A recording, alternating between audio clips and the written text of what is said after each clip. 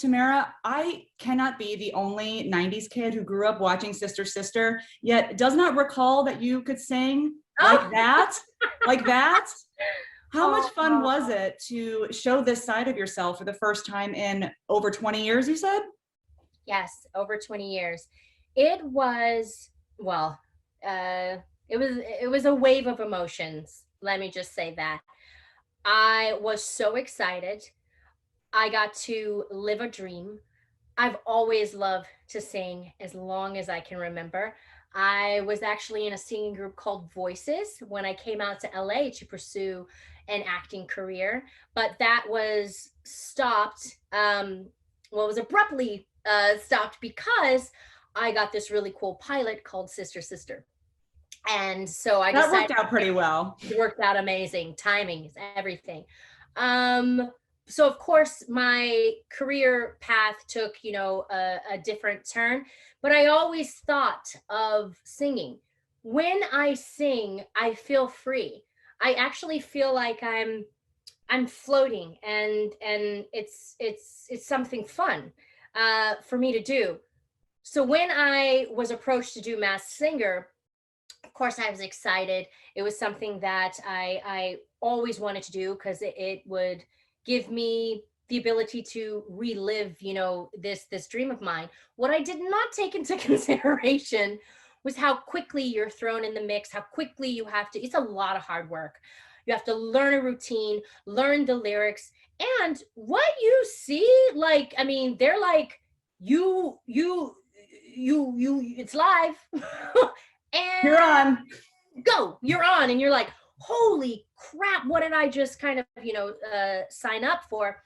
I didn't take into consideration the judging, the voting.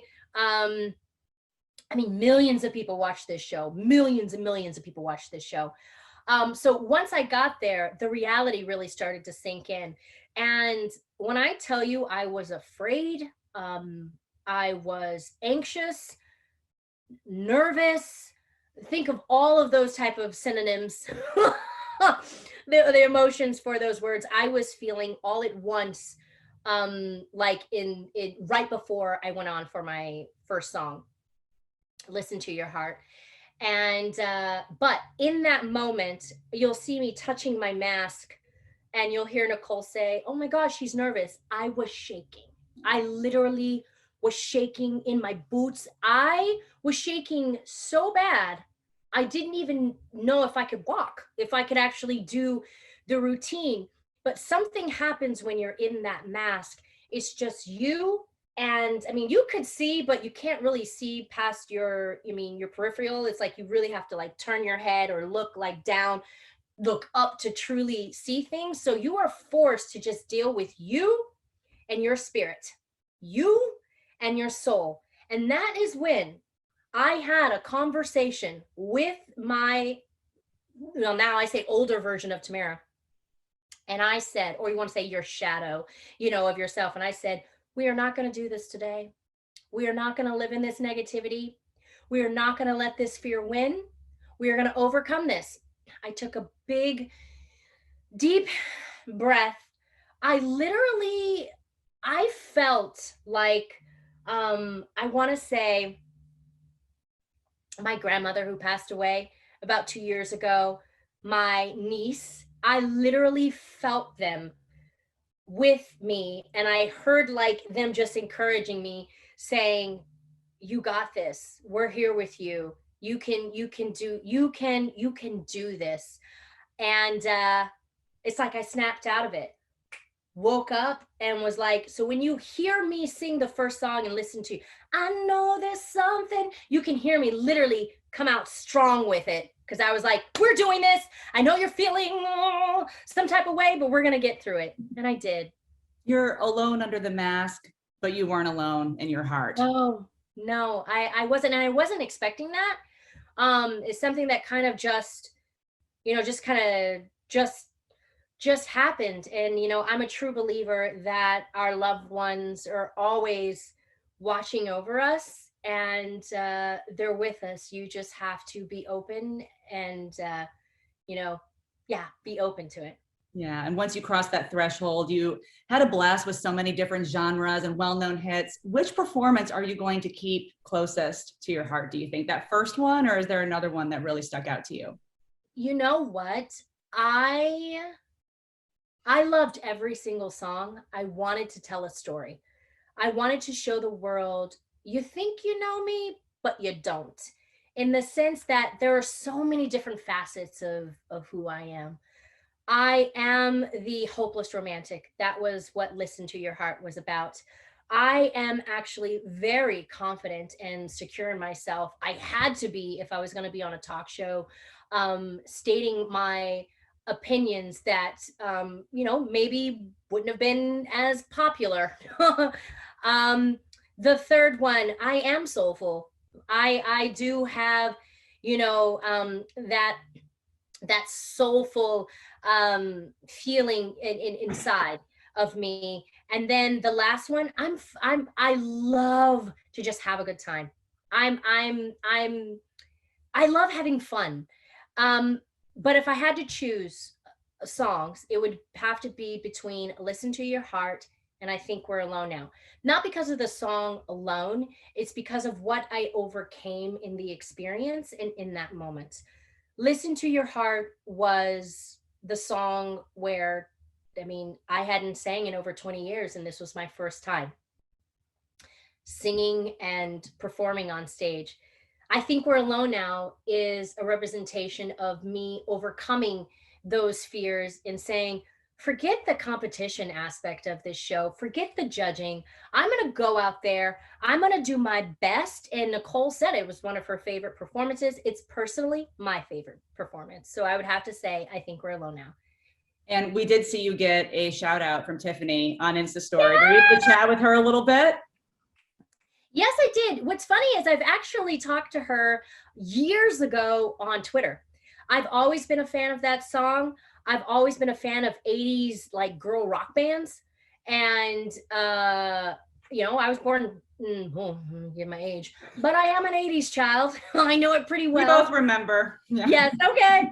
And Tiffany, Whitney Houston, Tiffany, Bobby Brown, that New Edition, Debbie Gibson, that was the time. And it was kind of like full circle for me because I talked to her. She said she was a fan of mine years ago, Sister. And then now to say I rocked her song means a lot to me. I remember dancing and choreographing that song with my sister when I was 8. So getting to sing that song, having the chance to sing that song again, live and now be where I am now, it just reminds me of this amazing full circle, and I am just so grateful. I'm blessed, as people would say, with the opportunities and the things that I actually get to do.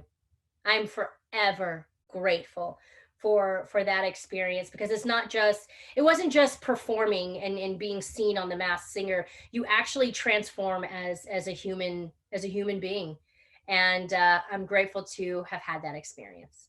Well, it is always fun to hear what the judges think, of course, too. Which guesses caught you most off guard? Is both Hillary and Haley Duff were suggested. So did you expect anyone to think you were Tia? Yeah.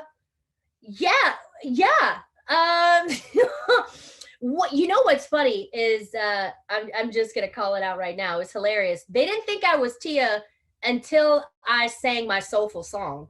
And it's hilarious how people can think one is, a little bit more soulful than the other when we actually come from the same, household. And the reality is we're actually both soulful. And so that's what was the most like surprising, that they were like, oh, it's Tamera. Oh no, it's Tia. Oh, and then, oh, and maybe it's Tamera. I'm like, guys, okay. But we both can sing, so it isn't surprising, and I think it's a compliment. Whenever somebody says, "Oh, you look like Tia," or "Oh, you sound like Tia," well yeah, awesome. So, thank you. And I always say too, it's 50-50. We are identical twins. But all the Disney princesses, I have a daughter, so I've seen all the movies. Like they said, I was Mandy Moore, Idina Menzel. Hope I'm pronouncing her name correctly. I know her as Elsa from Frozen. There was Anika Noni Rose from the Princess and the Frog. Let's see, Kirsten Bell, who obviously was on, Frozen. So I was surprised by those, but also I loved it. One of my friends said, "You have such a Disney princess voice."